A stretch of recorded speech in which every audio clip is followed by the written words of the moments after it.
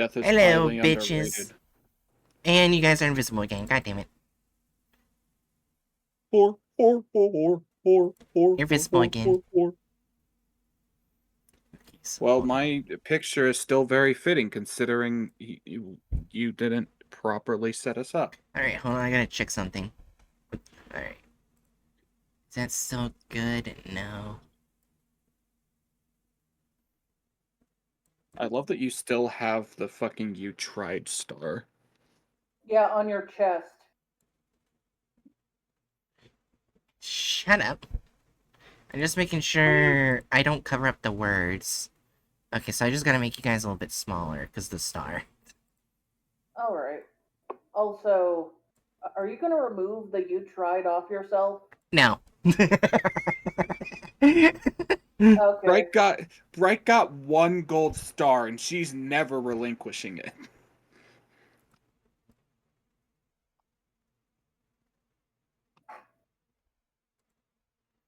I Yeah, could make a more pretty star and call it winner. no. No.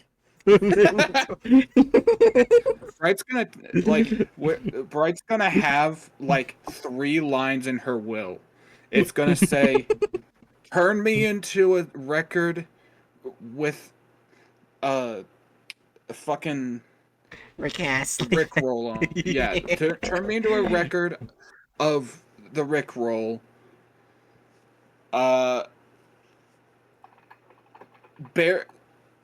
Bird me alongside my "you tried" star, and fuck you, Hatchet. That's gonna be Bright's will.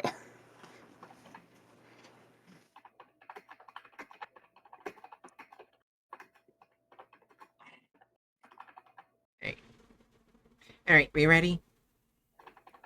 Alright. So this is one of my favorites, and I know the content farm is gonna fuck it up.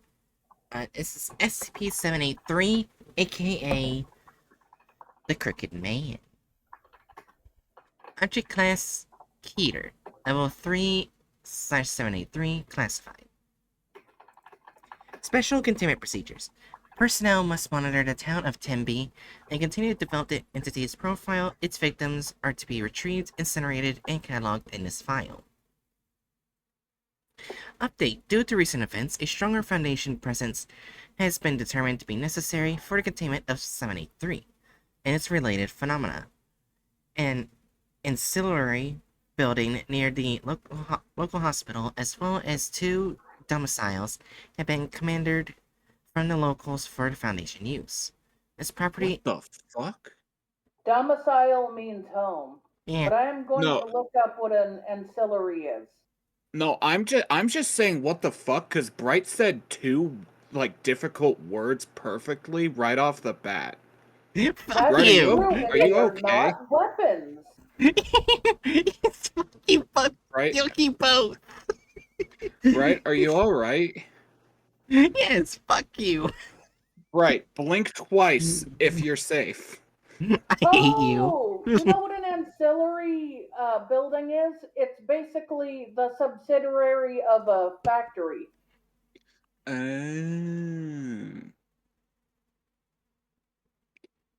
Anyway, I had to take a moment to jab at Bright. Let's continue. I thought you were getting, like, surprised the Foundation would do this. Yeah, I'm surprised that the Foundation would increase their presence where they need to. Anyways, the property and its... Oh, sorry. No, I was just gonna tell a joke about the teddy bears. Let's move on. Okay, I looked it up just to make sure that it did mean like the subsidiary of a factory, but I think that's just what the definition site used as an example. It means to be more exact, it's just you know how there's a primary building? It's a secondary part of the building. Like a garage, a shed, or something like that. Gotcha, so kind of like an add-on. Yeah. Evan, your dog needs you out. Shut the fuck up, Alexa. Jesus fucking Christ! Wait, why what did Alexa sound like she was you, but put through 25 different filters? What did you do to Alexa? Alexa's Robo Bright. Ugh. Anyway, this got off track quick. Yeah, anyways, this property in its entirety has been designated as a professional Site 5. Description: SCP-783 is a hostile entity currently preying upon residents of Tenby, a rural hamlet in Oxfordshire, England. It has a period of activity lasting roughly 70 days over the fall and winter months, occurring every 12 years. It exclusively attacks those who are alone and indoors after sunset. Buildings housing 783's current target will experience a steady degradation of their structural integrity. Outwardly, this is visible as faults and breaks on the outer facade, which lend affected structures an angled or crooked appearance. This anomaly tends to extend to any objects within breach the affected building's exterior, causing immediate and severe deformation that is invariably fatal to living subjects. To date, personnel have yet to prevent an attack or been able to provide any means of assistance to 783's targets. Due to this, as well as 783's effects on recording equipment, little is known regarding 783's exact appearance and the nature of its anomalous attributes. Victims of 783 attack exhibit gross deformations in their body structure as the result of dozens of compound fractures along their long bones and severely displaced vertebrae. These are healed via the rapid generation of excessive cartilage and... Fuck, how do I say that? Where are we? Yeah, which word? Wow, the highlight is terrible. It's Osseous tissue. Got it. Osseous tissue. Victims display hyperelasticity of their epidermis and musculature to accommodate the extra tissue, with one subject's forearm extending over 2.4 meters and another having a recorded height of 12.5 meters. Imagine having an arm that's longer than some buildings. Yeah, they won't be able to jack off anymore. Anyways, sorry. Do you have any idea how long 12.5 meters is? Yes, I do. Anyways. Well, okay, then tell me how long it is. Long as fuck. Anyways. That is approximately the size. If 41 feet.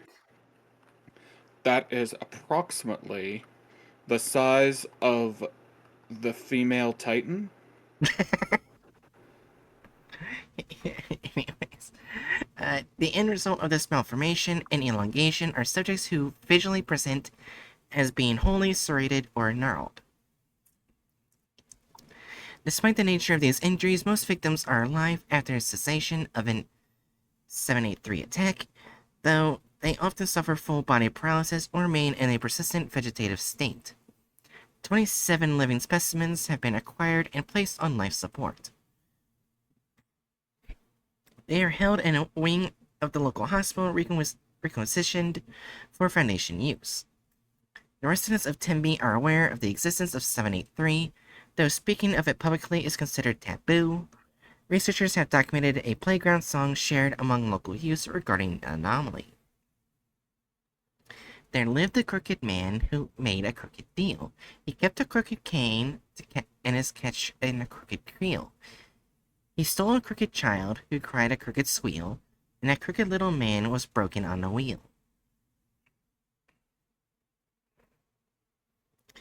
Observation. Incident log appended.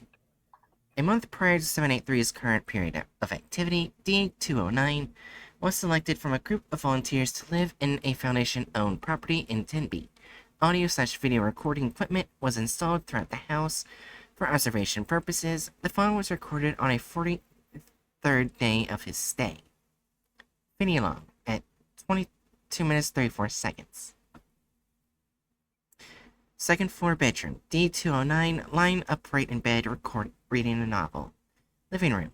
Live feed experiences a jagged vertical distortion in its display.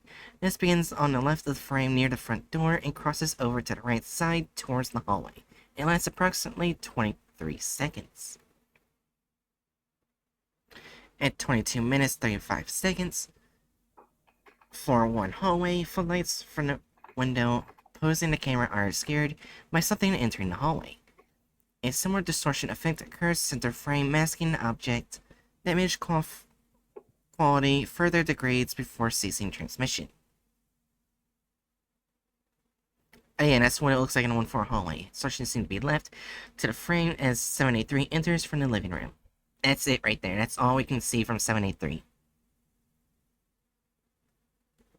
Yeah.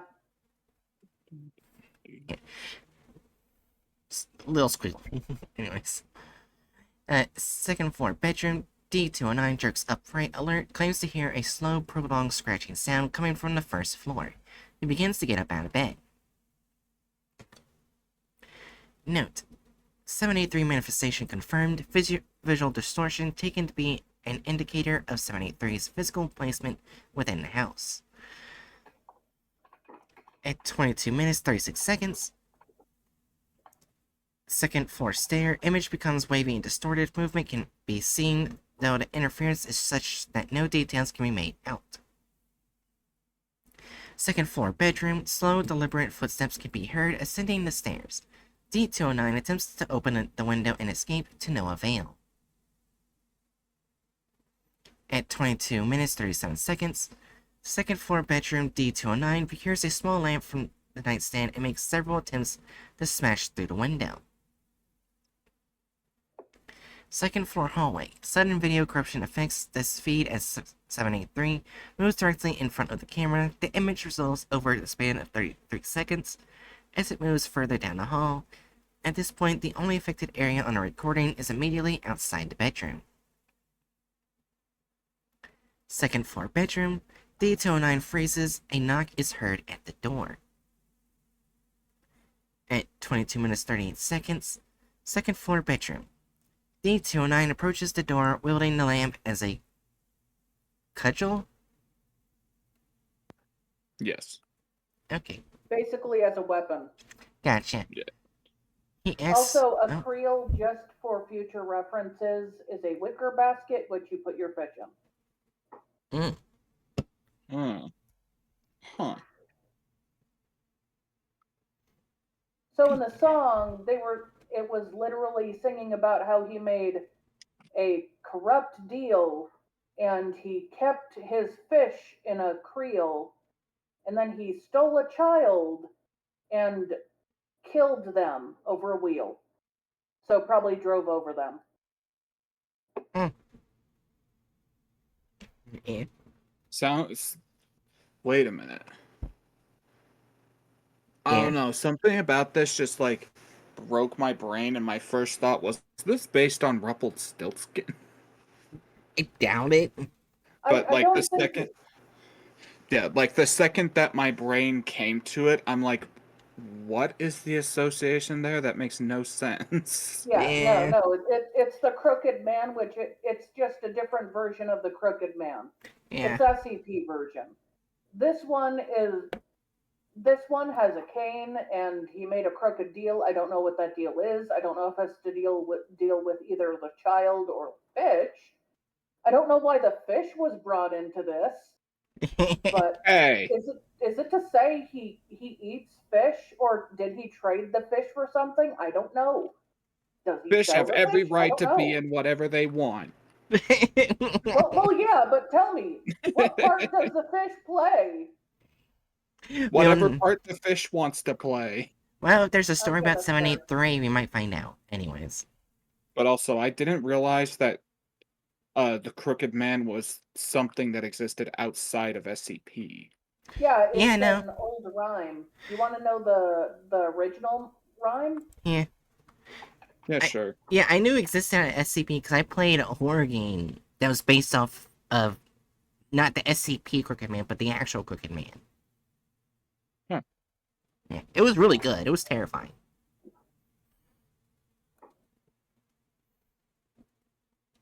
right. Let me look. There we go. The Poetry Foundation sounds more reliable than music lyrics. There we go. There was a crooked man, and he walked a crooked mile. He found a crooked sixpence against a crooked style. Sixpence was a coin. Yeah. Yeah. Yeah, so he bought a crooked cat, which caught a crooked mouse. And they all lived together in a little crooked house.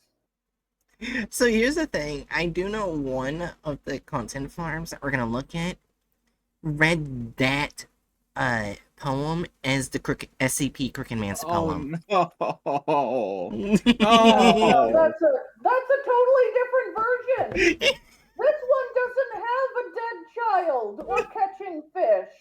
The other one has cats and a Yeah. mouse. I mean, one cat and one mouse, but still. I don't remember which one, but I know one of them does. The Now I'm poem kind of sounds like he's a crippled person who finds a crippled cat and a crippled mouse, and they all live together happy. Yeah. You know, I am conflicted now because on one hand, I love cats, and they replaced cats in the SCP version, but on the other hand, I'm a fish, and they replaced cats with fish in the SCP version. Well, the SCP version is just a totally different version. Think of this. I know. Yeah. Yeah. Okay. Anyways, let's go back to the actual SCP. Yeah, anyways, he asked for the individual at the door to identify themselves, revealing no response. He then asked Control if any personnel were able to gain entry. Observing personnel maintain radio silence. D209 braces himself and grabs the doorknob with his free hand. D209 throws the door open. Note, a loud snapping noise is heard throughout the house. All light bulbs on the premises burst simultaneously, including floodlights focused on the property. At 22 minutes 40 seconds, second floor bathroom. Once the camera adjusts to low light conditions, 783 comes into view. It is near the open door to the hallway, motionless. Second floor bedroom. Oh my gosh, they made the 209 crooked. I like that. Oh, that's cool. Yeah. D209 is screaming, clutching his right arm. It has been fractured just above the elbow and dangles freely. Oh. It is observed to swiftly harden, presumably due to rapid bone growth. D209 shouts his intent to escape with his life and charges from the room. At 22 minutes 41 seconds, second floor hallway, as D209 runs past the bathroom, a loud snapping noise is heard. D209 falls to the ground and screams for assistance. He reports that his leg has been broken. Oh. Note, video corruption instantly begins to affect the kitchen as a sound is made, ceasing in the bathroom. At 22 minutes 45 seconds, second floor hallway, D209 is able to bring himself to a stand. He displays his right arm for the camera, which has been broken below the elbow. It is angled to the opposite direction from the previous fracture. D209 curses observing personnel, but reports that his pain has mostly subsided. He limps towards the stairs. Second floor stair. While trying to navigate the stairs, D209 trips and falls. 12 loud snaps are heard in rapid succession. Upon coming to rest, D209 exhibits several more fractures in various places along each limb. He screams as they set in spasms on the landing. Oh. At 23 minutes 14 seconds, second floor stair, D209 begins to ambulate. He struggles to crawl, eventually passing out of frame. At 23 minutes 26 seconds, first floor living room, D209 can be seen dragging himself into the room. He strains, moving with great difficulty due to his due to his cumbersome limbs. Each arm is estimated to be over 2 meters in length, with several inflexible brakes that exhibit motion around obstacles. First floor kitchen. 783 demanifests, visual feed clears. At 20. So his arms are both over 6.5 feet. Yeah.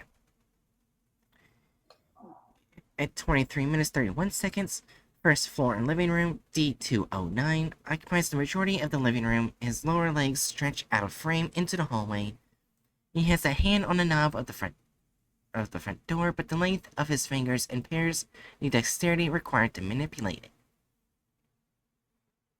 A scratching sound is audible. In the hallway, D209 expresses distress immediately. Before being dragged backwards forcibly and off camera, he begins to scream. Note: 783 and D209 remain in the hallway for the duration of the night. Snapping is heard intermittently. D209 ceases screaming at 4 minutes 27 seconds. At 5 minutes 1 second, a wet suckling noise can be heard, followed by rapid thumping. You know what? I think that was actually just the time, not the seconds and minutes. That's been the time the entire document. I know, but I was saying like 23 minutes 31 seconds. Right. It's Well, the hour. I'm not used to military time. Well, besides being military time, it's the time that most countries use besides the United States. Fuck yeah. Anyways, sorry. I'll continue. America! Fuck yeah! We I gotta be a believe special smoker code, motherfucker! 23:31 would be 11:31 for us. Anyways. Incident 783.1. Concurrent with the noises heard at 501 during the D209 trial at 27 living victims in a foundation care went into seizure. Despite the fact that the majority were brain dead or wholly paralyzed, they convulsed for several minutes. 2 present researchers were injured during the incident. Life support systems for several patients were compromised, killing 5. A vast quantity of earth was disturbed on the outskirts of town during this time. Update. Personnel tasked with investigating the recent seismic event were met with resistance from Tempe locals, who crowded around an area in a field up to the south of town. After a brief exchange, Agent Collins drew her firearm and discharged a round into the air. The crowd dispersed. Several elongated toes were immediately visible protruding from the freshly exposed earth. A dig team was assembled, and by the following afternoon had unearthed a mass grave approximately 5 meters across, containing several dozen nude victims of 73. The bodies were well preserved, yet desiccated. Their number was unable to be immediately ascertained, owing to the fact that they had been piled on top of one another. They were oriented head down, with their arms extending deeper into the pit. Furthermore, most of the victims' limbs had become intertwined or knotted around each other, preventing exhumation without the use of sawing instruments.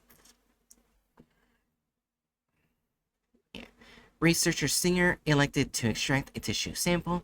During this process, the soil beneath him caved and he tumbled into the pit.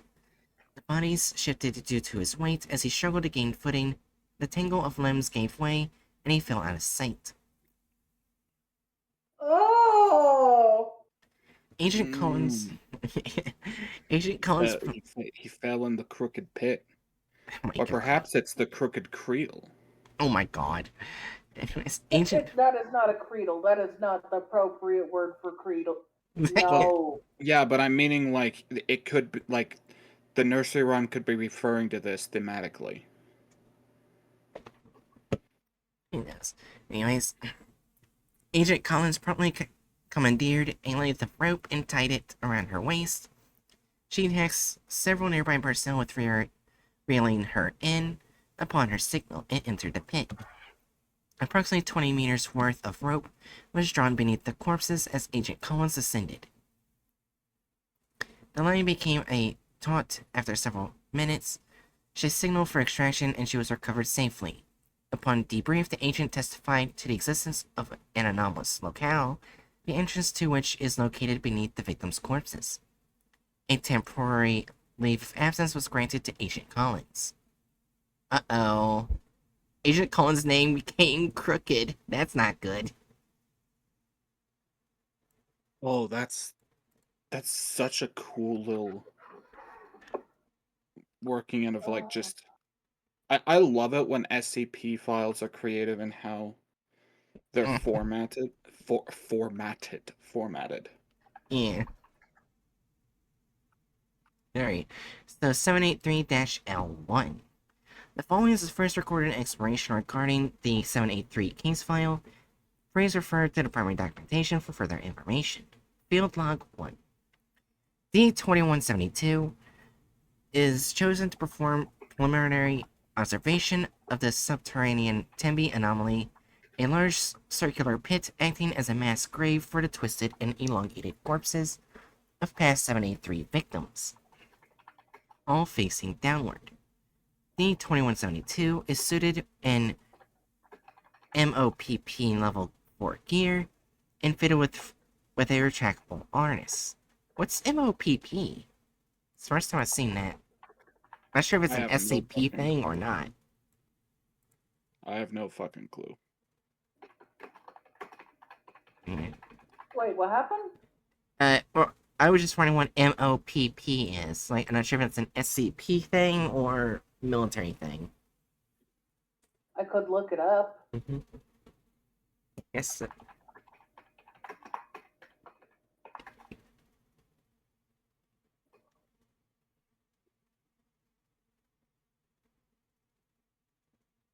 Yeah, I wonder if anyone on SCP Reddit ever went here and took a picture. MOPP can mean medical, electrical equipment safety, or military protective gear. And it's most like a military protective gear. Probably. It can also refer to something relating to chemotherapy, which probably not. Probably not. He's This just doing chemo going in the pit. Anyways. Communication and video recording devices were hardlined through the tether. They were provided with a handheld photoionization detector, a Geiger counter, and other environmental testing apertures, or apparatuses. Apparatuses.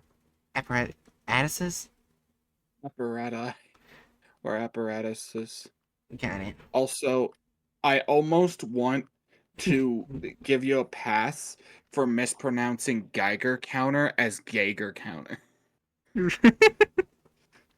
Because it sounds like you're saying that it's some kind of device used to measure gays and gayness. The Geiger counter. Geiger counter. Yeah, they were allotted a basic survival kit as well as a Ruger LC9 and ample ammunition. Ammunition. Ammunition. Come on, right? You can pronounce rudder, but you get to ammunition and it's like your brain gives up. Ammunition. Expedition was scheduled to commence at 8 o'clock local time, but does not begin until 8:35. This is due to a minor issue regarding D-2172's personal protective garments. Despite being of proper size for the frame, D-2172 proved incapable of fitting them on, even with the assistance of personnel. Larger gear had to be supplied. Transmission begins as D-2172 is being lowered via crane over the pit of 783 victims.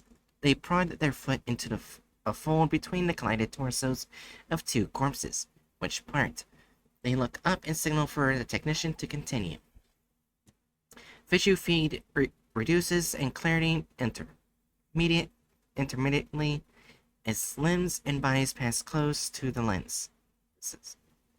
12 meters of tether are expanded before daylight is completely obscured. D-2172's headlamp activates. Nothing of note can be seen from their position within the knot of corpses. Descent is put on hold when D-2172 begins to thrash. D-2172 becomes insistent that command resume the descent and at a faster rate. They claim to have felt a hand caressing their back.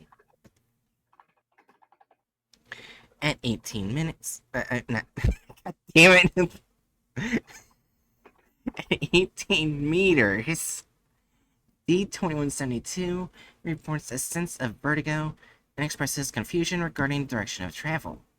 After a brief discussion with command, it is determined that D-2172 had experienced an inversion of gravity. D-2172 manages to reorient themselves and proceeds to climb upwards from their perspective in order to continue descent. Ambient light levels begin to increase as 20 meters of tether are expanded. Daylight can be seen shortly thereafter. An overcast sky is captured as D-2172 breaks the surface. The certain area is partially obscured, however, due to countless elongated arms extending upwards from a mass of corpses. D-2172 utilizes two of these appendages as leverage in order to fully extricate themselves. They slowly navigate towards solid ground. The area is seen... Pronunciations Yeah? tonight are surprisingly hit or miss. Like, sometimes you pronounce things that I wouldn't expect you to pronounce perfectly, and then other times you pronounce ammunition as ammunition. I kind Anyway. of accept it. The area is seen to perfectly replicate the town of Tembe as it exists in baseline reality. D-2172 is standing in a field on the outskirts of town to the north. God damn it. To the Nerth? Nerth?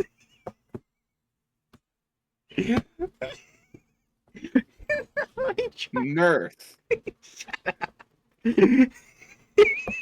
Are you okay, Agnes? Did her bad pronunciation hurt you? No, I'm just baffled. Nerth. Back to the SCP. Nerth, Wast, Sooth, and Est. Maybe she was trying to do a really bad British accent. No. To the north is a small stone cottage. Anyways, to the north is a small stone cottage belonging to Mr. John Myers, and beyond that, the main road into town. D-2172 turns for a paranormal shot. Sparsely wooded areas and fields border D-2172's location in every other direction, confirming that this replication is absolute for as far as can see. Thermal and atmospheric readings match those in baseline. D-2172 disengages their harness with audio-visual feed, converting to a wireless stream via a relay device. D-2172 is then instructed to use their photoionization detector to take a head sample of the soil. While D-2172 is testing the sample, researcher West notices an oddity regarding the soil surrounding the mass grave on D-2172's end. Upon playback of the footage, dozens of marks can be seen in the soft earth. The pattern of these markings suggests that they had been created by fingers being drawn through the ground. This is noted by command. D-2172 is not informed of this development. Oh. Oh. Sorry. Does that mean that we're all buried alive? Probably. Yes. D-2172 reports that no contaminants have been detected, command instructs them next to proceed to Myers College. Cottage.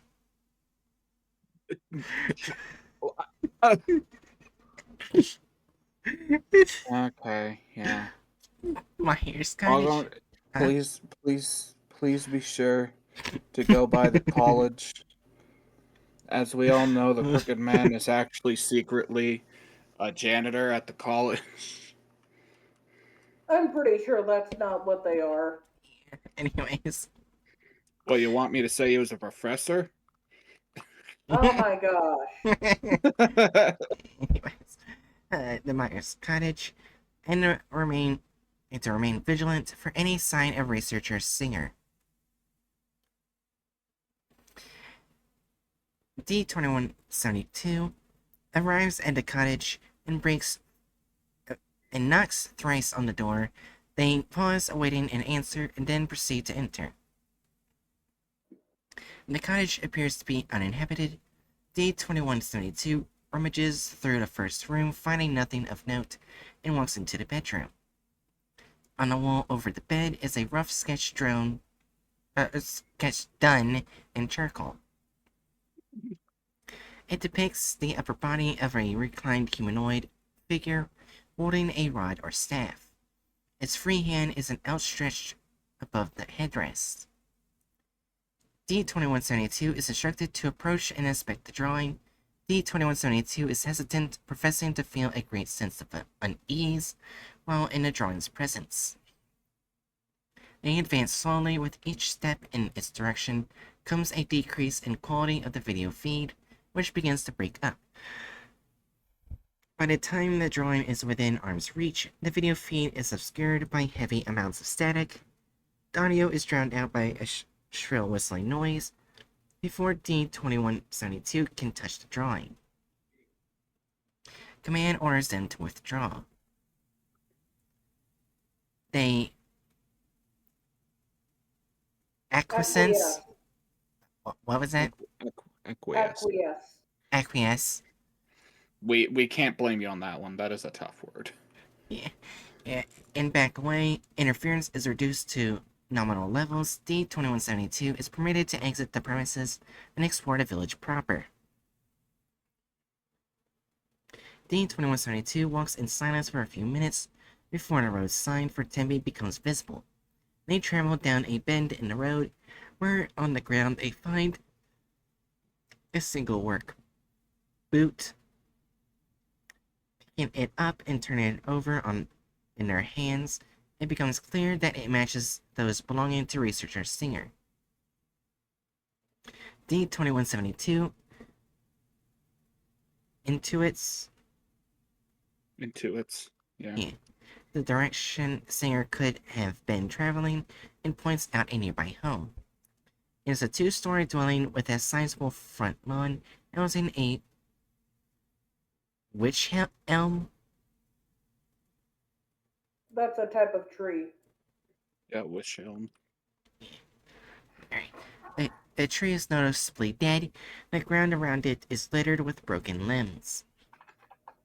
The front door of the abode is wide open. D-2172 heads towards it. Dr. Kim, at the time acting as command and overseeing the excursion, requests to be relieved of duty, citing the onset of a debilitating migraine. They are escorted to their quarters by Agent Collins. Debilitating, got it. You said the word debilitating earlier accidentally. I can't. Also, let me show an image so you have some idea of what a witch elm looks like.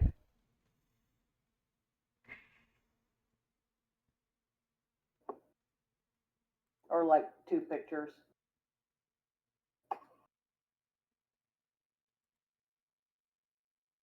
Ah. Oh yeah, I've seen these before. I have not. They cool. Yeah. Researcher Bond steps in for Director Kim. D-2172 crosses the foyer and enters the living room. There are signs of previous struggle. The couch is overturned, as is a small end table. There's a hole in the wall in the bottom of the floor. D2172 steps over the shattered remains of a tabletop lamp and into the adjoining kitchen. This room is in a similar state of disarray. Dishes, foodstuff, and appliances that would have been on the shelves or counter top litter the floor, leading back to the living room. Most of these items have incurred damage, suggesting they have been struck or thrown with considerable force. As D2172 nears the sink, a small pool of blood can be seen on the floor.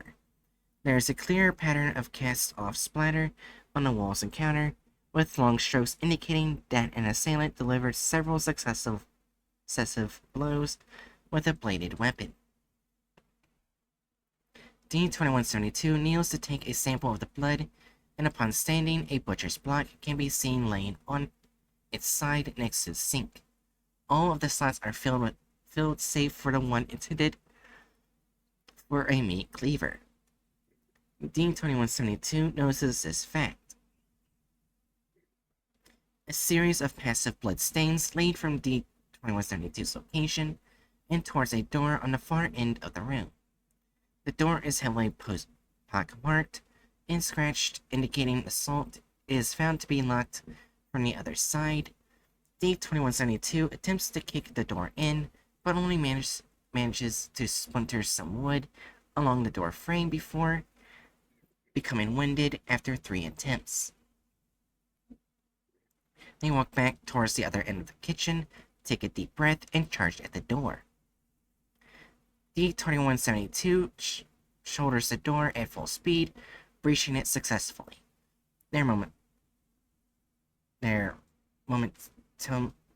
Fuck.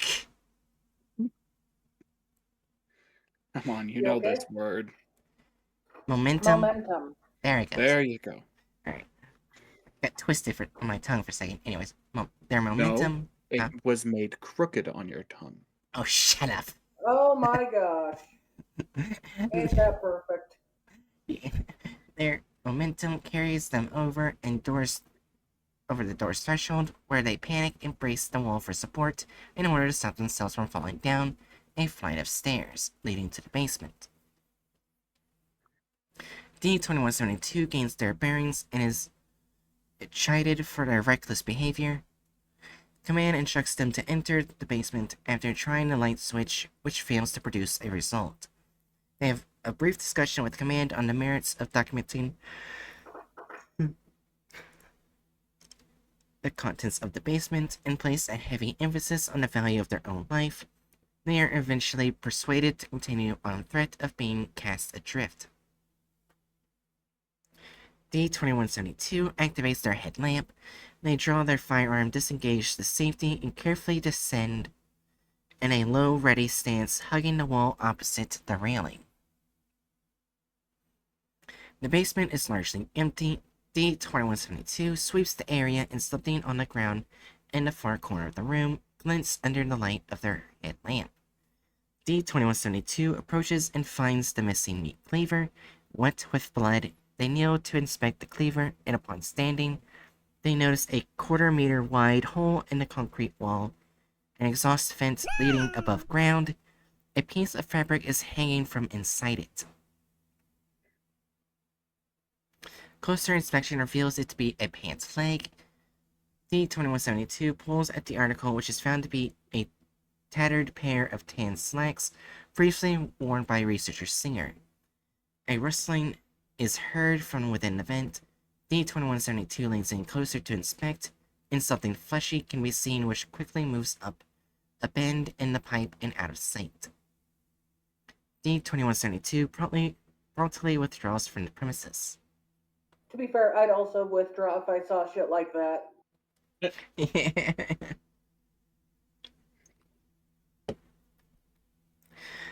Due to the discoveries within the domicile, researcher Singer is presumed to have been killed in action. D2172 is instructed to travel out of town in order to further document the nature of the area itself.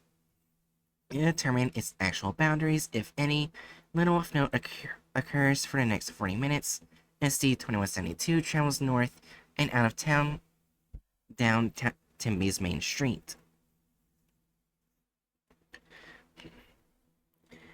D-2172 is now outside Timby's town limits, continuing on the main road, which now winds through a densely wooded grove of silver birches. This geography remains consistent with that of the baseline for the following 2 kilometers, at which point the forest gives way to fields. It is not until a small cottage is spotted ahead that D-2172 expresses concern. They stop and survey the surrounding area, revealing that they had somehow emerged back on the south side of Timby.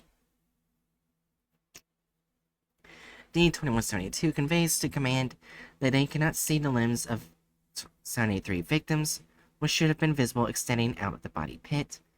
They diverge from the path and run towards the expected location of the victims. Upon reaching it, there is a large circular area of overturned soil and a distinct lack of corpses. There are no signs of 2172's presence here either. A previously discarded sample bag, along with a relay device and accompanying tethered harness, are absent. D-2172 begins to panic and is instructed to hold their position while command decides upon a course of action. Researcher Bond confers with the on-hand technician to confirm the status of D-2172's harness. It is relayed that it had not been retracted prematurely, nor had any length of tether been expended since 2172 set aside their harness. After some deliberation, it is determined that D-2172 has possibly entered an interactive spatial zone situated adjacent from their original area of entry. It is then decided that exploration beyond this point would best be handled by personnel experienced with excursion of this nature. D-2172 is instructed to follow the road back towards the entry point. D-2172 is traveling down the road through a silver birch forest at a brisk pace, it idly conversing with command. It is as they remark on the absence of any form of life that a rustle of leaves can be heard.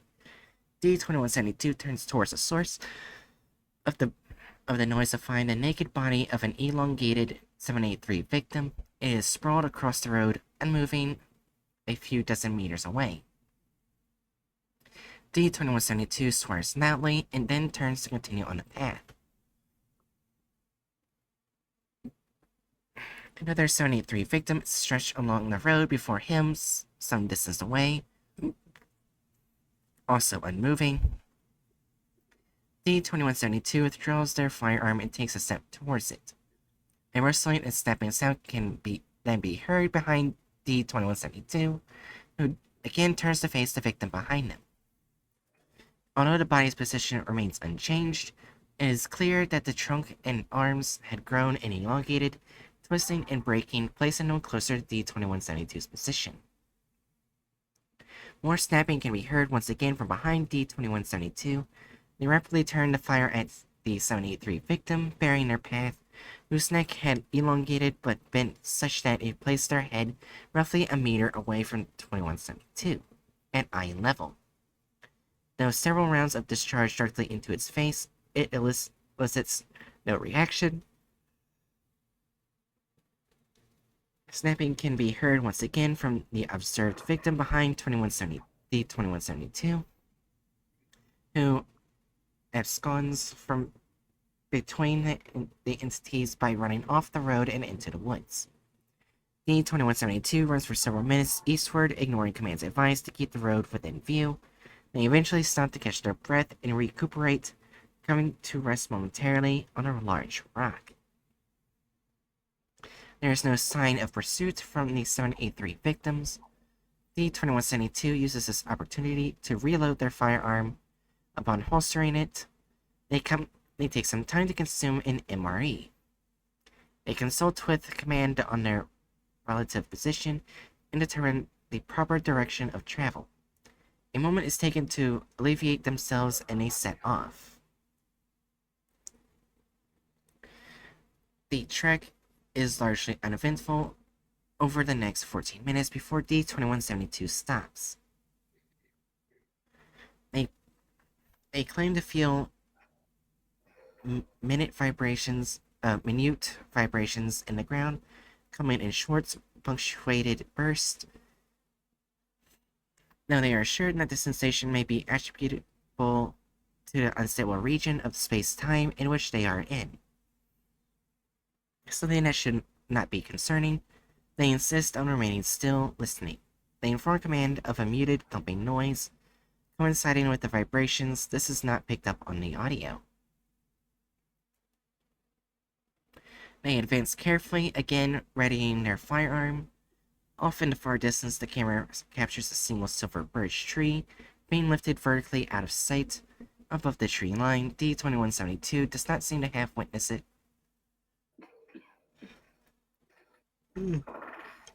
As command attempts to communicate this to D-2172 and comes back down through the treetops much closer to D-2172 and impacts the ground with enough force to shake the ground. It can now be seen that despite its thickness and molten white coloration, that it is not in fact a birch tree. From D-2172's vantage point, it cannot be seen to have any branches, and it extends to a point somewhere above the canopy. D-2172 is instructed to approach and physically inspect it. Before they can act upon this, another such object comes down directly next to D-2172, knocking them to the ground. Once on their feet, they approach a second object. They pause once they see the faint impression of ridges and grooves running along the object's sides and opposite of it. A flattish, horny nail plate, D-2172, fires at the object and draws blood. It quickly withdraws. A deep, protracted scream animates from above D-2172, who breaks into a run. D-2172 runs through the forest, swearing incessantly and begging for some form of assistance or support from command. As they run, more objects crash down around them, seemingly trying to hit D-2172 directly. They break from the forest. They are now on the northern outskirts of Tembe as D-2172 hurries to close the distance to town. Another of the unidentified objects collides with D-2172, knocking them on their back. The object comes to a rest beside D-2172, taking up the majority of the visual feed. D-2172's gaze follows the object tracing up its length. Without the obstruction of the canopy, it can be seen to bend and twist, terminating several hundred meters in the air. D-2172 screams when they discover its source. The nude form of researcher Singer is suspended high in the air, balanced on elongated and grossly enlarged fingers.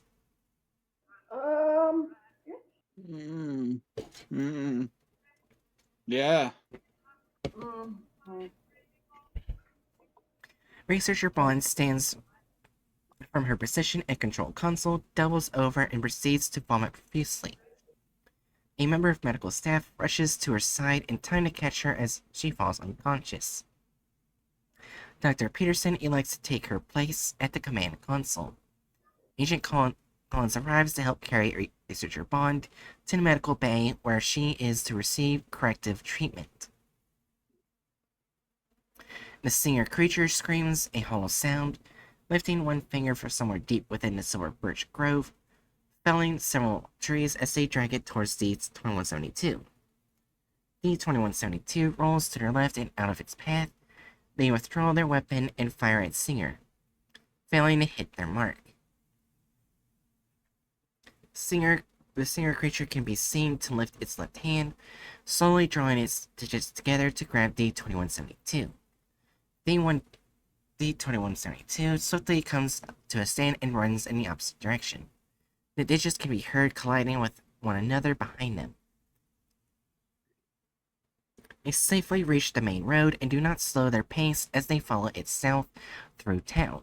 Loud thumping can be heard as the Singer creature ambulates on their digits in pursuit. D-2172 narrowly avoids a finger as it sweeps past them to the right, crashing through a chain-link fence surrounding one of the houses. Another finger plummets through the roof of an abode ahead of D-2172. D-2172 swears repeatedly as they come around the bend, where they found researcher Singer's boot. They pass the road sign, nearly falling as they trip over their own feet. D-2172's pace begins to slow as they are clearly becoming winded. The Myers cottage comes into view, and shortly thereafter arms can be seen extending out from the body pit. Command encourages D-2172, urging them to reach the pit and assuring them that the technician standing by is prepared to reel them back in.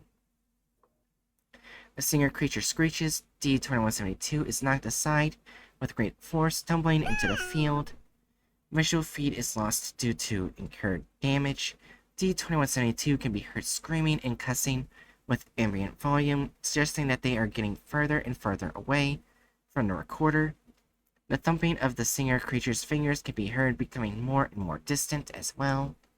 Silence is recorded for the final half hour. Agent Pearson orders termination of the audio feed and declares D-2172 as lost. It is decided that D-2172's harness may be recalled for future use.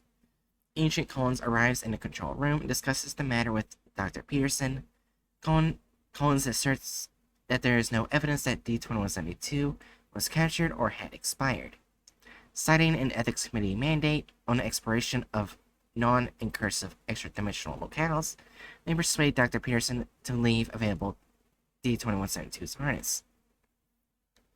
Several personnel remain on hand over the next several hours. At 2:13 local time, the presiding technician reports that they are witness the tether moving.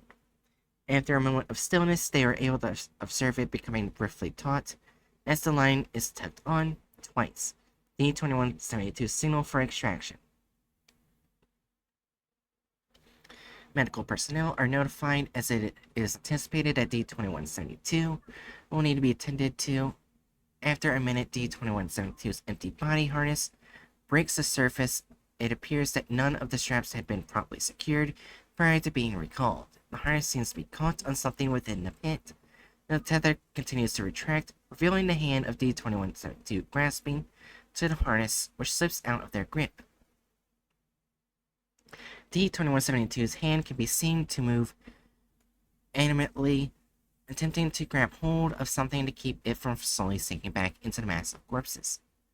D-209 rushes towards the pit, grabbing hold of D-2172's hand. Moments before it falls out of sight, they begin to sink into the knot of bodies as well. D-774, Dr. Lafayette, and Private Odd quickly come to assist D-209, forming a human chain, and with their combined strength begin to pull the pair of D-Class from the pit. D-209 is successfully extricated. His arms are outstretched, hands still grasping that of D-2172, whose hand comes back into view as the four men pull approximately 3 meters of D-2172's forearm are dislodged from the body pit. It begins to bend and snap at several new points of articulation. D-209 lets go. D-2172 is reclaimed by the pit. Poor D-2172. It's it of L1. Now for L2. I will say, at least the doctors tried their best to help him, but Yeah. oh my gosh. Oh. I got a pale grasper. Yeah. The following is the second recorded exploration regarding the 783 case file. Please refer to the primary documentation for further information. Failed Log 2. Due to the events which transpired during 783L1, it is determined that the spatial zone accessible through the knot of corpses within the town of Tembe is likely recursive, being bordered on all sides of successful iterations of itself. Essentially, the dimension consists of a perfect copies of a single cell in an endless grid layout.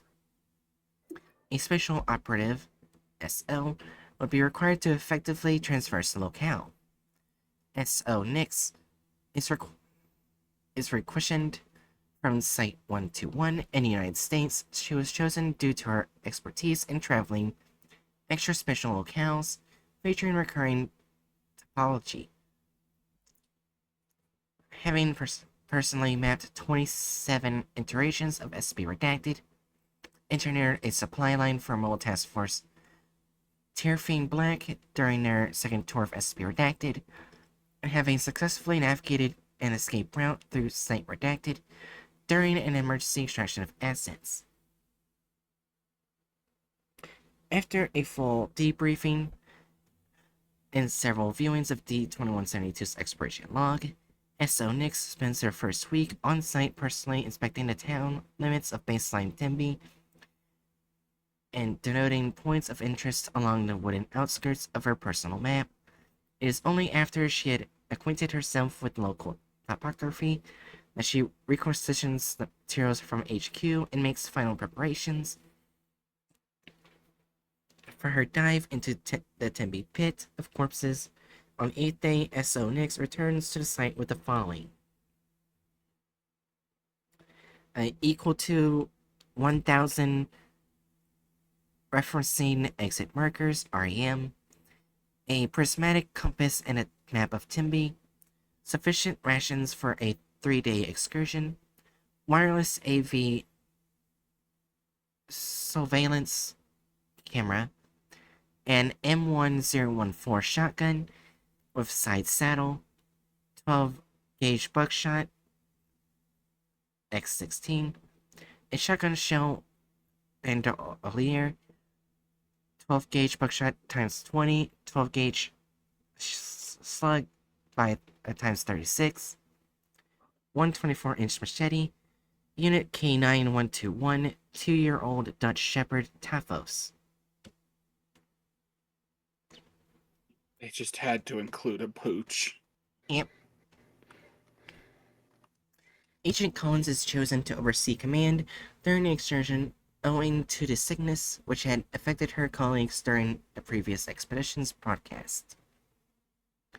SO Nix spends an hour in the evening practicing quick load maneuvers for her firearm. By noon, she is outfitted in full tactical protective gear. Both SO Nix and K9121 are lowered through the Tembi mass grave, one after the other at sunrise. Once within Tembi replica, SO Nix is able to repair the relay device installed during the first expedition by D-2172. The camera feed activates. There is a light, early morning fog permeating the air as the feed activates. SO Nix scans the surrounding airfields and farmlands. Identifying no immediate threats, there is no sign of D-2172.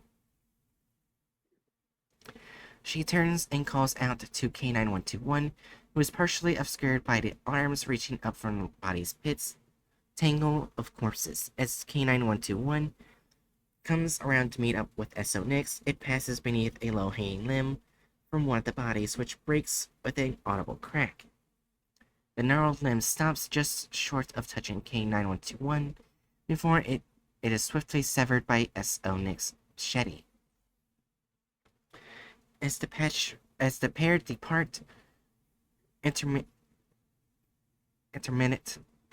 cracks can be heard from the grounded appendage as it continues to convulse and fracture. The first 15 minutes of their travels consist of heading in a southeasterly direction, gradually identifying memorized aspects of the environments, such as fauna and rock formations, flanking the wooden path out of town due to lack of life forms. The only sounds are crunching leaves as they progress. It is once a felled tree is spotted that SO Nix identifies, a point which should be in the northwestern area of the town. At this point, an REM is hung from a nearby branch. SO Nix walks off the path and into the woods to further delineate the area in which the replicate Tembi ends and the next cell in the grid begins.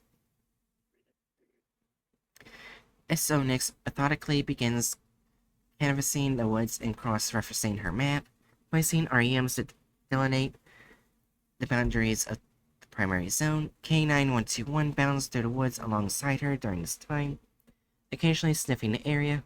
45 minutes passes uneventfully until K911 pauses, alert and focused on an area off in the distance ahead. SO Nix readies her shotgun and the pair proceed with caution. Up ahead, a long, gnarled white shape can be seen snaking through the underground and in between trees, partially obscured beneath the scattered leaves and detritus. Detritus. Okay. Detritus. I think it means like discarded biological material. Got it. Right. 9121 approaches within a meter of the object before halting at SONX's command. Upon approach, molted white flesh can be made out, as well as varicose veins running across its length. The appendage trails far off into the distance and outside the boundaries of the primary Timby facsimile on the end. Facsimile, got it. Facsimile on the end, and terminates any average size foot nearby. At the beseech of command, SO Nix moves to investigate the foot, which can be seen to sport a colorful tattoo encircling the shin. Closer inspection reveals it to be an oriental dragon. Its mouth opens and consuming the tail in an Ouroboros. This confirms the identity of the cadaver as being D-2172. SO Nix asks command for orders concerning course of action.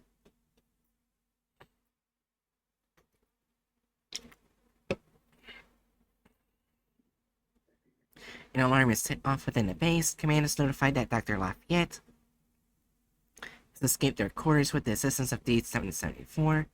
A search unit is deployed, and residents of baseline Timby are notified of the fugitives.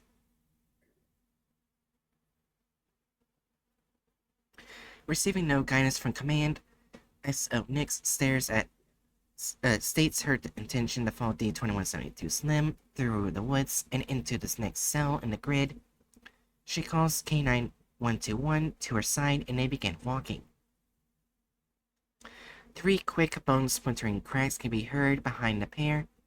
SO Nix quickly turns, drawing her shotgun to see that the ankle of D-2172 has snapped and twisted such that the foot is raised off the ground and slightly coiled. Toes pointing in her direction, K9121 puts itself in front of her, raises and hunches and emits a low growl. SO Nix backs away slowly. She puts an additional 3 meters between herself and the foot with no signs of further movement from it. She whistles for K9121 and they continue following the limb. The two follow D-2172's leg for approximately 1.5 kilometers, where it then zigzags up a nearby incline, crossing perpendicular to a dirt path that ascends a rocky hill. Checking her map, SO Nix identifies herself as having arrived at the base of Shallows Peak, Timby's highest point of elevation, which lay to the north of town. She attempts to radio command to no avail, then reports that she'll ascend the hill in order to use the elevation to canvass the area and provide a sit-rep. The ascent takes roughly 20 minutes. Dr. Lafayette is recovered by a Timby constable after trying to enlist the help of local police. They are brought back to base. Agent Collins leaves the control room in order to aid Dr. Lafayette and ensure he receives the proper medical care. D-774 was shot and killed during a confrontation that led to Dr. Lafayette's capture. Their remains are returned to base. Cresting the second leg of the hill, the trail can be seen to lead alongside a rocky wall before ending at the mouth of the small cave. SO Nix notes that this cave does not exist in the baseline Timby. As she nears the entrance, nears the entrance. The visual feed degrades slightly. K9121 whines quietly and is assuaged by S.O. Nix. Assuaged by S.O. Nix. In between static interference, the cave is seen to possess signs of habitation. To the right, the walls can be seen to have been carved to create small shells, speckled with indiscernible filth. An ancient cast iron littled pots sits in the center of the room atop a mound of particularly burnt petrified wood encircled by rocks. On the left, discoloration in a roughly 3x1 area of the cave's rear suggests former existence of bedding in that corner long since rotted away. S.O. Nix takes 2 steps, and before stopping short, she looks at K9121, who remains outside the cave's entrance, head slightly bowed and its tail tucked between its legs. S.O. Nix heads over to K9121, kneels down, and coddles the animal, petting it and commanding it to remain in place. Standing back up, she moves inside to check the shelves. Small bits of wicker, possibly some form of ornamentation, crumble upon being touched. Advancing to the pot, a carving can be seen on its side. When she inspects, she removes the pot's lid and gags. It is shown to be filled with a murky brown pool of stagnant water, with which floats several objects unable to be made out until S.O. Nix activates her headlamp and gaps at the sight of over a dozen small bones. Base of the most clearly visible of these, and Yolna. I'm assuming. Olna, yeah. Yeah, Olna.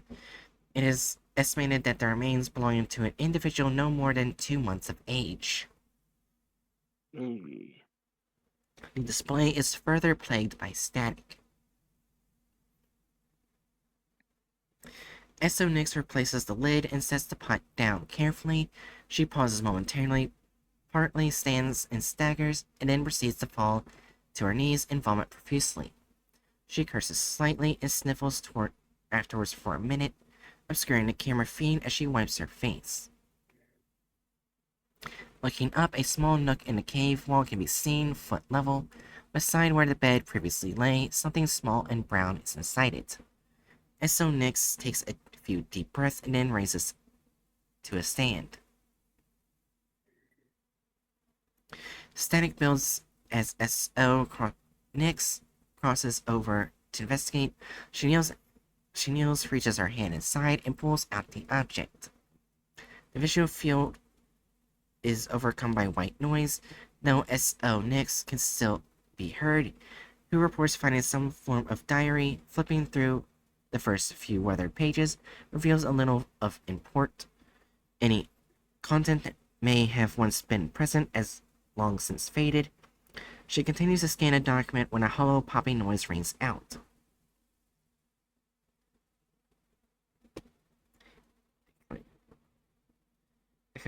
In the picture, there's likely a representation of breaking wheel, a medieval torture device, which would have a criminal strapped to the wheel, with their limbs being broken repeatedly.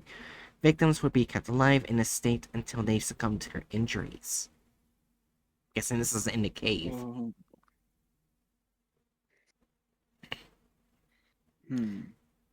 Yeah.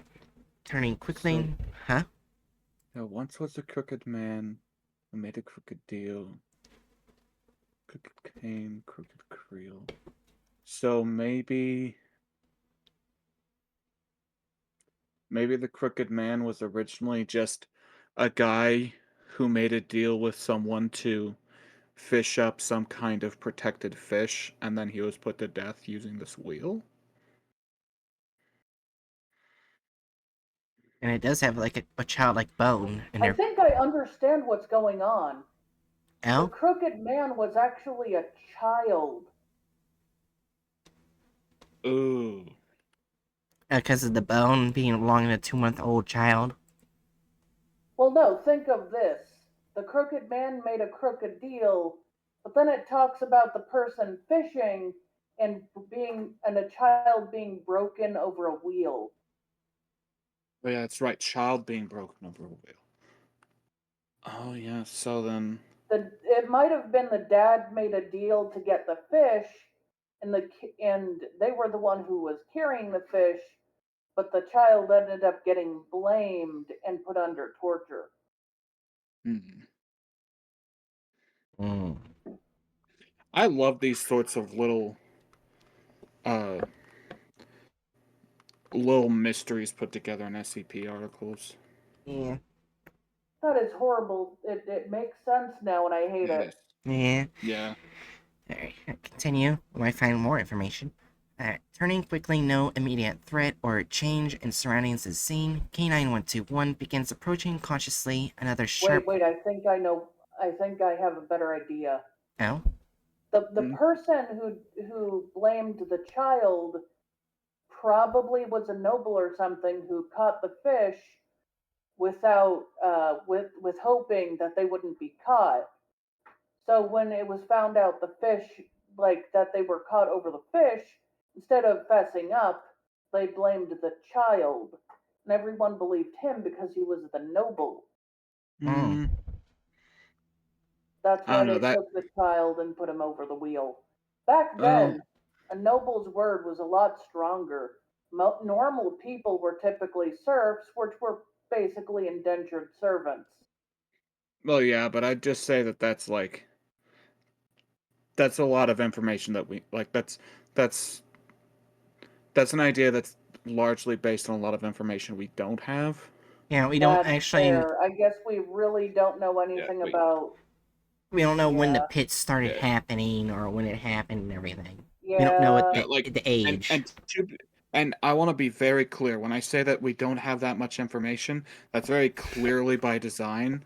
I think this is definitely one of those SCPs that's like encouraging you to try to come up with explanations because I mean, as humans, we tend to want to try to piece things together like this.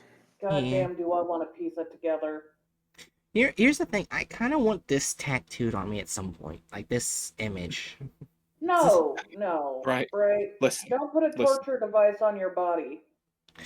Well, I was gonna put like around it like the SCP number, like we're in empty space right here next to the stem. Mm.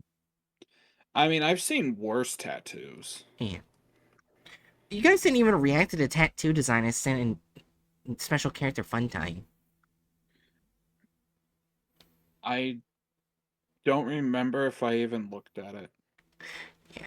We I hold might on. have forgotten to look at it. Yeah. I'll go back to reading. Anyways. Yeah. K9121 begins approaching cautiously. Another sharp, wet pop is heard. K9121 growls as S.O. Nix glances about for a noise source. It sounds off a third time, and the lid of the cast iron pot vibrates as it's struck from within. S.O. Nix flees the cave.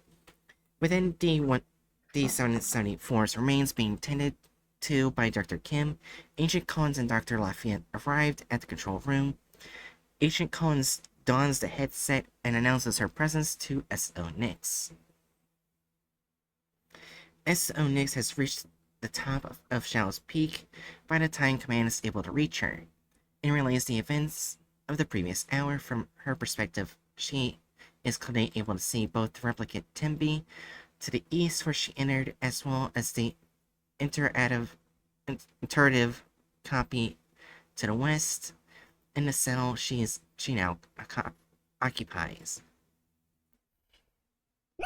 In a panoramic shot, a dozen windmills of further Timby replicates can be viewed far off in the distance. She explains to Command that although the pattern of the surrounding area support the recursive iteration theory of this dimension's layout, that there are noted inconsistencies within the grid she inhabits. Beyond the cave, which did not exist in baseline or replicate Tembi, she points out a small grove of dead trees that seemingly has no parallel elsewhere in the grid. Similarly, S.O. Nix claims to have spotted an unidentifiable structure in the town center of Tembe in her cell. Upon query from command as to why there would be a deviation in the pattern, S.O. Nix suggests that the presence of D2172 across the boundary of 2 iterations may be causing fluctuations in the integrity of the grid cell she occupies, linking it to the cellular lysis. S.O. Nix explains how the border between spatial zones could be weakened by foreign material occupying 2 cells in a grid simultaneously for an extended period of time, a problem that prohibited the building of Outpost 41 within SCP Redacted several years prior. Despite the instability of the cell, she posits persists, or is it posits or persists? Where are we? It's Posits. Posits, okay. Yeah. She posits that the deformations in the zone may be reflections of the historical state of Tembe, and therefore present a valuable research opportunity that merits further exploration. As so Nix begins her descent, small cracks and pops can be heard, still reverberating within the cave as she passes. She does not look inside. Someone is sobbing. At the bottom of the hill, a path of dead grass and foliage can be heard where previously D2172's leg had lain. K9121 sniffs about this area and begins following the trail further into the cell in the direction of the next Tembe. The two travel at a steady pace, with S.O. Nix regularly checking behind them as they progress. The forest slightly darkens as cloud cover obscures the sun. A sharp report of bone snapping echoes in the distance. S.O. Nix holds her shotgun in a low, ready position and doubles checks the safety. Another crack. The splintering of bone sounds off repeatedly from an indiscernible source as S.O. Nix levels her weapon, attempting to follow the noise. Another crack. Small branches and leaves fall and flitter about as the foot of D2172 emerges from the canopy, dangling from above. It quickly twists and breaks, turning to face S.O. Nix with its toes. It is immediately met with 3 rapid bursts of buckshot. The appendage dangles loosely, dripping blood from its shredded remains. The foot is almost entirely destroyed, consisting of chunks of flesh suspended by the ankle, with only the posterior and anterior digits remaining. It lolls to and fro from the concussive force of the shots, swaying impotently. Impotently. K9121 snarls and barks at the appendage. S.O. Nix keeps her weapon trained on it. As the two work to carefully circumvent it, it is as they pass it that the appendage swiftly plunges to the ground, trailed by several meters of the leg. The appendage is swollen from countless fractures across its length, giving it dozens of points of extra articulation. S.O. Nix breaks into a run as the coil mass begins to shift. The two barrel through the forest, K9121 in the lead, leaping and dodging over obstacles in the terrain. Behind them, a furor of rustling and banging can be heard as the leg bursts through the foliage and violently rebounds off trees, tearing through the woods in pursuit. S.O. Nix takes a sharp right, then a left, followed by another right, in an attempt to carve a path that would have D2172's leg caught up and entangled between trees. As K9121 continued on a more direct route towards town, S.O. Nix is now alone. There is a crash as the appendage ricochets off a nearby tree to her right, with the remains of D2172's foot shooting perpendicular across her path, bearing progress as length of leg snakes behind it. As so Nyx transitions into a low slide, avoiding collision and fires into the flesh of the leg convulses as she rolls, raises to her feet, ducks beneath the limb, and breaks off running. After 5 paces, the feet shakes as she is struck from behind and falls face first to the ground. Quickly coming to a kneel, your shotgun can be seen laying several feet away in the brush. As she begins to crawl towards it, there is a quick flash of molted flesh across the feed. The limb crosses in front of her once, twice, 3 times as Nyx groans. As the appendage warps around her, looking down, it is clear that her arms are pinned to her sides. Her machete lay at her hip, inches from her grasping hand.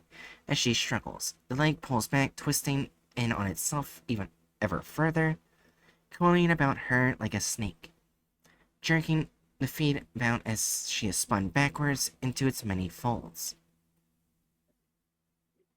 The twirling ceases, and Nyx screams as the limb tightens around her. The remains of D-2172's foot comes into view. It hovers before Nyx. There is a pair of cracks as the remaining pinky and big toes splinter and fracture, forming 2 sharp prongs that pinpoint her face.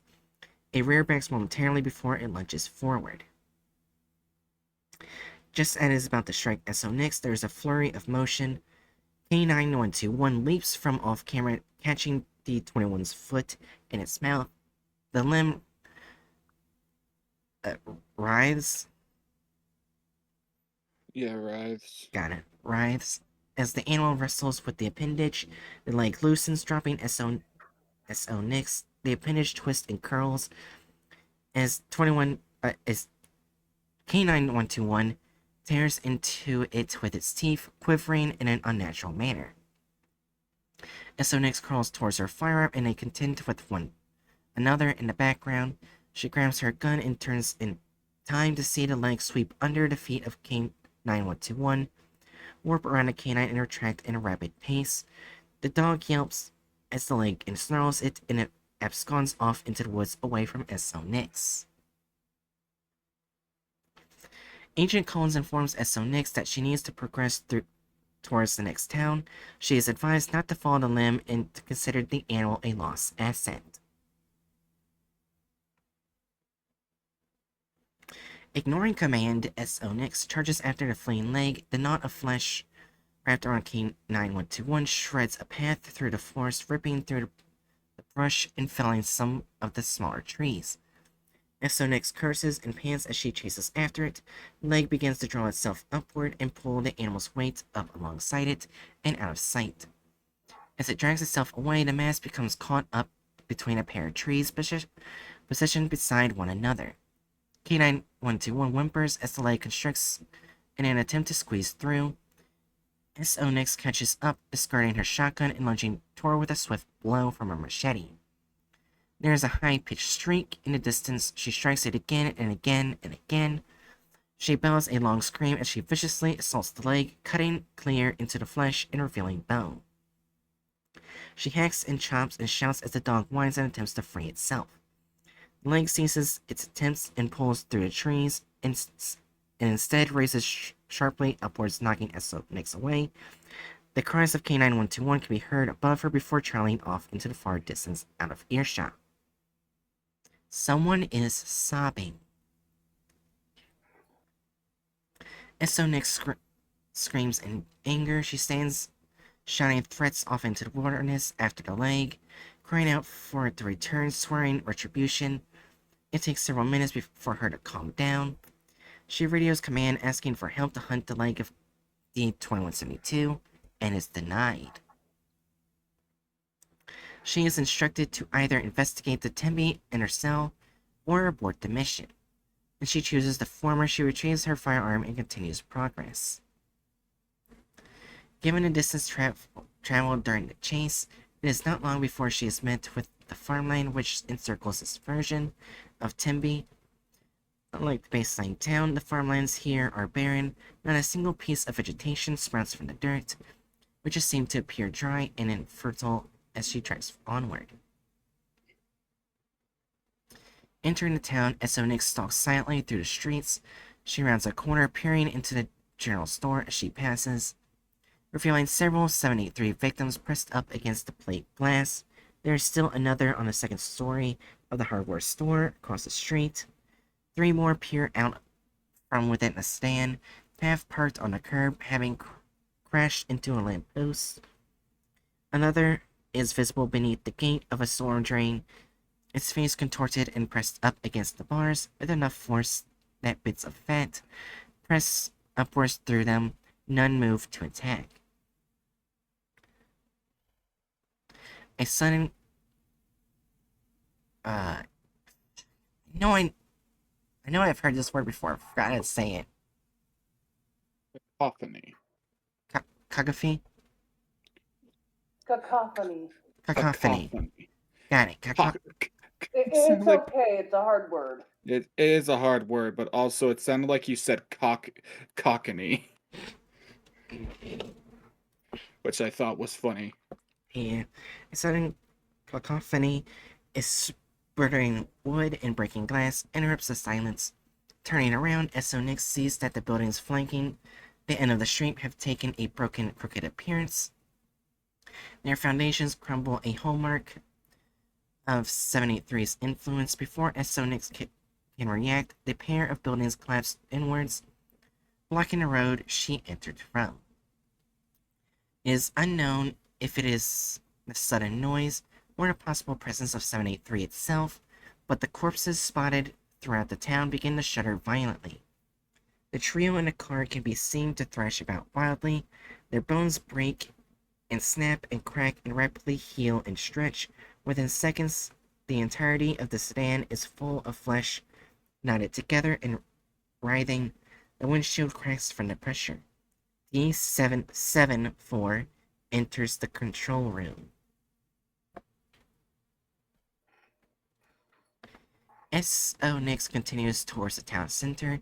It is here that the major deviation from baseline Tembe is discovered. In the center of the intersection, before the steps of the town hall, stands a sizable wooden platform, supported in it on a large, sturdy base. Erected in the middle of the platform is a large, rounded contraption.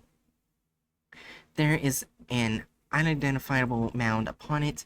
SO approaches, ascending the stairs, revealing the contraption to be a wheel with several spokes radiating from its center. The mound is a nude and disheveled human strapped to the device face down, in each area where their limbs cross an empty space between the wheel spokes. The appendage is gnarled and broken, with their left leg swollen and grossly extended. It trails off to the side of the platform. Looking to her right, a singular piece of parchment can be seen nailed to a post on top of the stairs. The document is sensationalized proclamation of guilt, identifying an individual by the name of Hinger Wunenbald. Hopefully I didn't say their name wrong. Wunenbald. Oh dear God. Warning ahead. The paper denounces him as a highwayman guilty of theft, child murder, rape, witchcraft, and cannibalism. It finally goes on to state the ruling of his punishment, asserting that he is to be broken on the wheel. SO confirms with command that they've a clear capture of the paper's contents before she casts it aside. She takes a moment to re-rack her shotgun with slug ammunition and moves towards the macabre display. Prodding the corpse with the barrel of her gun elicits no response. She deftly circles around it to its front to get a look at its face. Kneeling down, the visage of D-2172 comes into view. His face is bloated, features twisted in agony. Upon verifying its identity, SO follows the length of his leg with her camera, seeing it laid off behind a nearby building. She states her intention to follow it to K9121, but is interrupted by a low moan. Turning back, the corpse of D-2172's eyes focus on her. She reels backward and discharges her weapon. Due to close proximity, the shot removes the upper part of D-2172's head. The body gurgles and seethes as she stands and fires the next 2 rounds down into its trunk, causing D-2172 to spray a torrent of blood from the remains of its mouth. S.O. Nix recoils as she is coated in these fluids. Stumbling back, there is a sickening crack as the lower jaw of D-2172 contorts and lengthens along the right side, and another snap as the left half breaks and extends. 3 more cracks see the jawline widening and lengthening. It lashes out as she attempts a quick load. She's just missing her face and spraying yet more blood that obscures the feed. The sound of S.O. Nix hurriedly descending the staircase is heard. While there can be seen to be movement of the camera feed, no details are discernible. The next several minutes consist primarily of audio as S.O. Nix invades and combats the ever-breaking jaw of D-2172. All that can be heard are her shouts and cries, the breaking and splintering of bone, and the sound of rent flesh as S.O. Nix fends off the attack with her machete. In the midst of the struggle, a lone shotgun blast rings out. The weapon can be heard clattering to the ground before all falls silent. The feed is darkened as S.O. Nix rubs the camera, clearing it to be the best of her ability. It will remain smeared for the remainder of filming, but the aftermath of the struggle can be seen. The jaw of D-2172 stretches from his corpse and crisscrosses throughout the intersection. Blood blankets the majority of the area, and several teeth are visible, having been knocked from the gum line. S.O. Nix is panting and heaving. She looks down, revealing that she lost the index finger of her right hand. She swears as she covers it with her free hand in an attempt to stem the bleeding. She canvases to the ground for a lost digit, which is then spotted laying several feet away. As she rushes towards it, it seizes and wriggles, snapping and beginning to elongate. S.O. Nix turns to retreat, dipping down mid-run to grab her firearm as she flees. Despite prodding from command, S.O. Nix does not return to the execution platform to scour for more evidence. She instead rushes along the length of leg trailing from D-2172's corpse. She curses over the radio at Agent Collins, casting her helmet aside. The last that is seen of S.O. Nix is her running down a length of road alongside D-2172's leg. She follows it around the corner. Several minutes pass uneventfully. The leg of D-2172 then shifts and gyrates, slapping the ground with excessive force for approximately 30 seconds before becoming still. A minute later, the lens spontaneously cracks. There is heavy breathing, someone is sobbing. The area darkens as it is cast in shadow. The feed terminates as the camera is destroyed. S.O. Nix is deemed AWOL. With the nature of the dimension fully understood, it is determined that a fully armed force will be required for the capture or elimination of 783. Okay, so there's one thing I'm kind of wondering. D-774 was the one who was killed. And it says right here, D-774 enters the control room. Yeah, as in their corpse started moving. Yeah. Oh. Yeah. Well, that's so very fun. And it's not even noted that this happened at the end. Entered the control room. Also, I feel really bad for Nyx because she may have gone off the plan, but she wanted to save her dog. And she's obviously gone through a lot of heavy shit with that dog. Yeah. It's like losing your mom or something. I can't blame her, but it did end with her dying. There is one last bit. SCP-783-L3 Mobile Task Force deployed to contain 783. Data expunged. Data expunged. Which means it did not go well. Who could have guessed it? Alright, that's time to judge the thumbnail. You guys are ready for that, right? Oh, I almost forgot that this was a fucking contents farm video. The Well, we yeah, it's because the SCP was so nice and it's so well written. You kind of want and to long. block out the content farm completely out of your mind, right? Trust me, I already hate the thumbnail. We looked at it before. It is bad.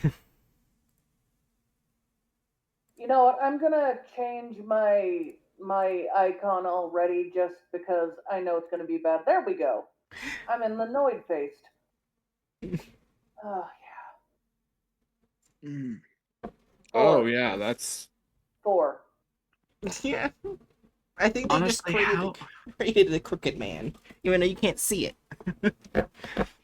I guess my question is how clickbaity is it? Because as far as clickbait goes, this is a I'll be nothing honest. burger. If they showed like a victim of the crooked man instead, like in that sort of position, it would be fine. Yeah. I feel But like they this. didn't. I feel like this would be a victim of the crooked band. If it But wasn't gray, yeah, but it just looks off to me as a I mean, it does. victim. I mean, it they. does look off. It's going to look off. The quality is I think shite, but I don't think it's supposed to be a victim because, like I said, it's gray. that that What? could easily. That doesn't look particularly gray to me. I can see it What color partially does it gray. look to you? To me, it looks gray. To me, it looks like a white guy. And like I'm pretty sure I've never seen a white guy with that and the gray could easily be chalked up to the fact that it's in low flesh light. colored or gray colored to you. Gray color. There we go. Did you hear Damn. that? Yeah, doesn't change the fact that I've like that's literally just a couple shades lighter than my skin color. Well, it's not about lightness to me. It's about the color in it or lack of color. Well, yeah, but that's what I'm getting at is the fact that like one, I think this is intended to be a victim in low light. Mm. And like as far as clickbait goes, this is one of the least clickbaity thumbnails we've seen. Yeah, I don't think it's I too have clickbaity though. just taken a sample of the color and it's literally listed as gray. I mean, okay. Yeah, I think we should I've start fighting over the I skin color and just rank it. But I don't. I like agree with I've Hatchet. I seen. don't think it's too clickbaity, but it's definitely not getting to 0. Well, yeah, no, I wouldn't say 0 either. I I don't know. I'd put it at 1. Yeah, the one thing that's bothering me though, instead of like making it crooked, like it said in the article, like their legs would bend erratically in different angles. They just twisted limbs. If you look at it closely, they just twist them. Yeah. That's not what it does. That's not crooked. Yeah. That's when it's giving me off. What do you think, Jerry? You already know my first opinion. I instantly said 4, so Mm, I just cannot agree with a 4. I'd go for 2. probably go. I probably go with Hatch with that because I don't see it as bad as the other thumbnails, but it is bad. Yeah, it's like scrolling up through the various thumbnails we've had in here. Yeah. Like, let's see. The fucking box thumbnail. It shows a guy being ripped apart or being eaten by a fucking Krispy Kreme box. Above that, AI generated policeman. We'll not talk about that. Above that, Yeah. a woman with a severed head attached to a plunger. Above that, a random elongated snake-necked guy with blood all over him. Compared to that, this fucking thumbnail feels really tame. Yeah, also, the only thing that's actually crooked in this design is the eyes. Because if you look at the pupils in different Actually, the directions. face is crooked, the eyes are crooked, the nose is actually bent but not crooked. The smile Yeah. is crooked, the neck is crooked. But yeah, I wouldn't say that. the neck is technically slightly lengthened, but neither arm seem to be lengthened, and I don't see any limbs lengthened. Yeah.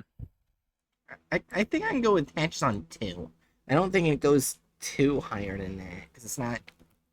Like, Yeah. if there Well, was, it like. also is in a town that obviously has very old buildings. But instead of showing an old building, they're showing one modern building, which is either in the S. Where is that building? I don't know. We don't get enough information from looking at this building to say that it's modern or not. Yeah. Well, at the Like, very least, it has a modern lamp in it. yeah, like Eh. it has a modern lamp in it, but like I guarantee you that most houses in that town is also going to have a modern lamp in it. You know, you have a Yeah. fair point. I think I'm judging it too strongly. Yeah. Yeah. Alright. Listen, we all know that this is going to be terrible. We have to get little wins where we can. This isn't as bad as it could be.